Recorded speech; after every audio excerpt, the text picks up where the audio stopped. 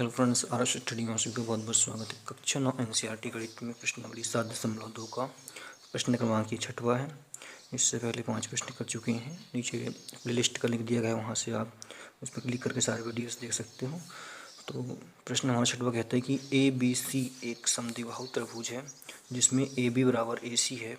भुजा AB बिंदु D तक इस प्रकार बढ़ाई गई है कि AD बराबर AB है, जो कि हमको आकृति 7.34 में दिया गया है।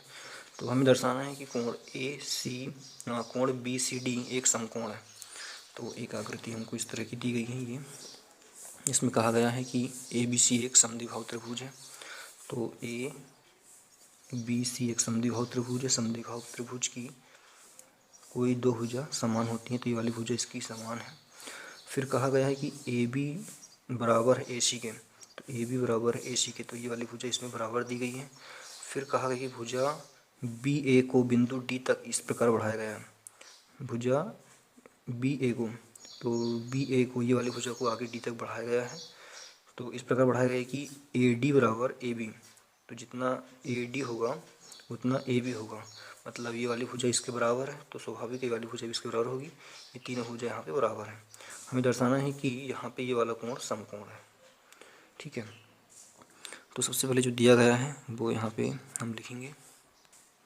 क्योंकि प्रश्न में दिया गया है कि AB बराबर AC समद्विबाहु त्रिभुज, इसलिए दोनों भुजा बराबर बता दी गई हैं। फिर कहा गया कि AD बराबर AB, यहाँ पे बोला गया है कि AD बराबर AB। ठीक है, वो हमने यहाँ पे नोट कर लिया।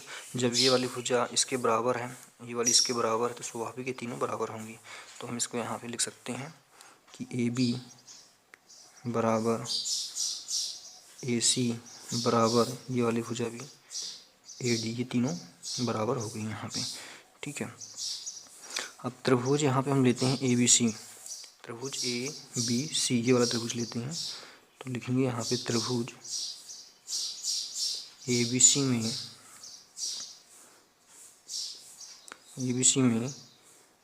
AB बराबर AC, AB बराबर AC ये हमको दिया गया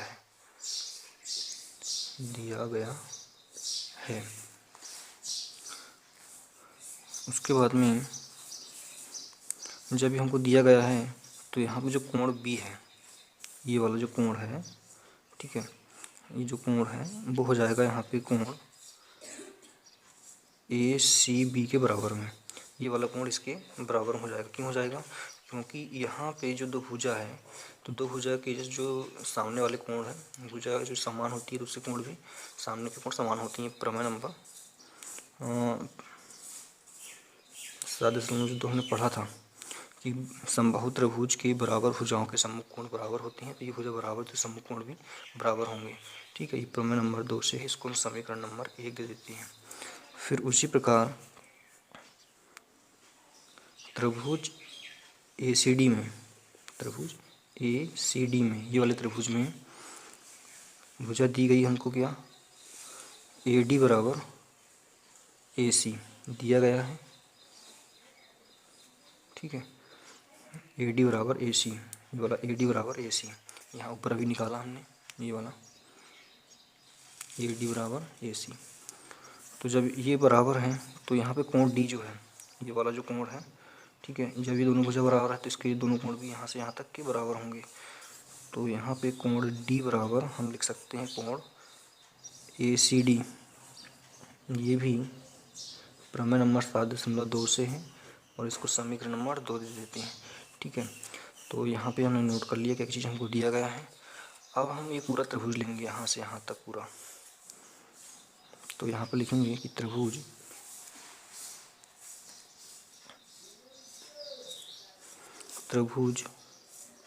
BDC में, त्रिभुज BDC में, तो त्रिभुज BDC कहाँ पर है, BDC ये बड़ा वाला त्रिभुज में। तो हम जानते हैं कि त्रिभुज के तीनों कोणों का मान कितना 180 अंश होता है। लिख लेते हैं, हम जानते हैं कि त्रिभुज के तीनों कोणों का योग कितना होता है, 180 होता है। इसलिए कोण बी प्लस कोण डी प्लस कोण बी सी डी बराबर 180 अंश। तो इसमें कोण बी ये वाला हो जाएगा, कोण डी ये वाला, और कोण सी वाला। तो कोण सी हमने पूरा लिया, इसलिए इसको हमने पूरा लिखा है। कोण बी सी डी पूरा लिखा है, ठीक है, यहाँ से यहाँ तक। तो ये पूरा कोण यहाँ से यहाँ तक की बात हो रही है पूरी में। तो ये हमने यहाँ पे लिख चुका है।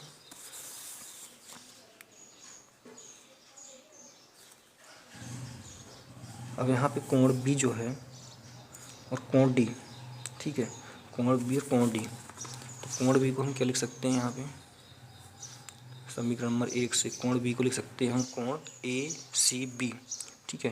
क्या लिख सकते हैं, कोण ए सी बी।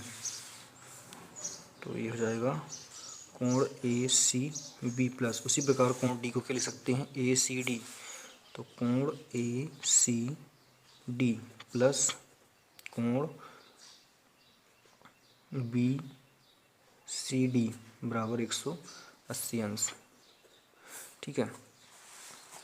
अब यहाँ पे हम देखें अगर चित्र में, जैसे कि हमने यहाँ पे लिखा कोण ए सी बी, तो कोण ए सी बी ये छोटा वाला कोण की बात हो रही है, प्लस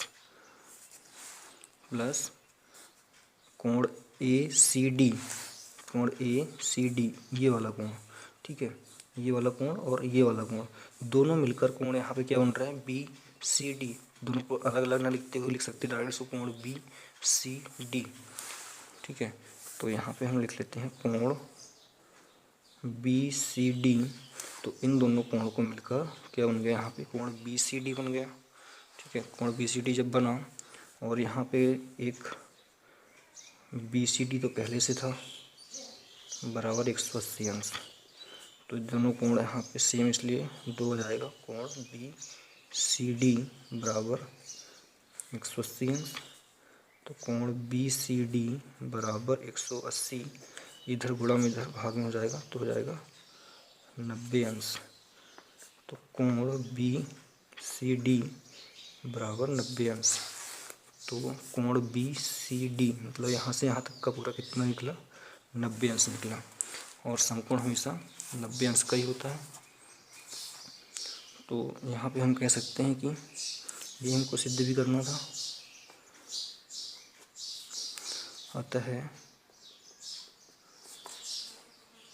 अतः सिद्ध होता है कि कोण बी सी डी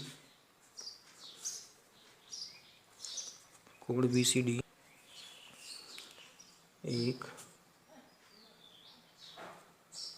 समकोण है, ठीक है। या तो प्रीति सिद्धम भी हम यहाँ पे लिख सकते हैं।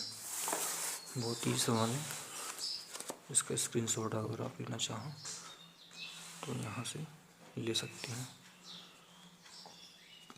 धन्यवाद।